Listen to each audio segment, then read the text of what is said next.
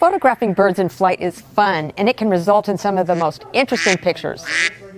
Here's what you need. You don't need a tripod, but you do need your longest and fastest zoom lens. Oh, and birds. You do need birds. You have to go where they are.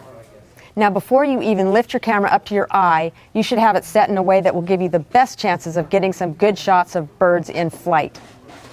In bird photography, sharpness is everything. The most important setting you can have when it comes to sharpness for birds in flight is your shutter speed. All of your other settings will revolve around your shutter speed. So with your camera in manual mode, set your shutter speed to 1/3200th of a second. Set the aperture to the lowest f-stop that your lens offers. Put your ISO on the auto setting. This is important. That way, even though it's in manual mode, your camera will make the exposure decisions for you by changing your ISO. Your drive mode should be set to continuous. Your focus mode to AFC or AI servo for Canon. Autofocus area to zone or wide. These are the settings that will give you the most success when you're trying to achieve focus on birds in flight.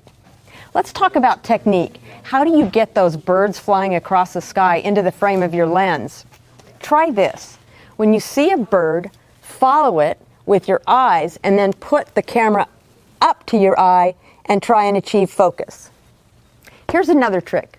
Start with your lens zoomed all the way out and zoom in as you're following the bird in flight. Don't strive for perfection, just have fun.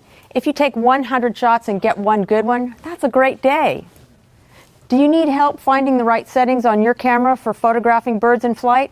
Come into Horn Photo and ask our experts. Got the picture?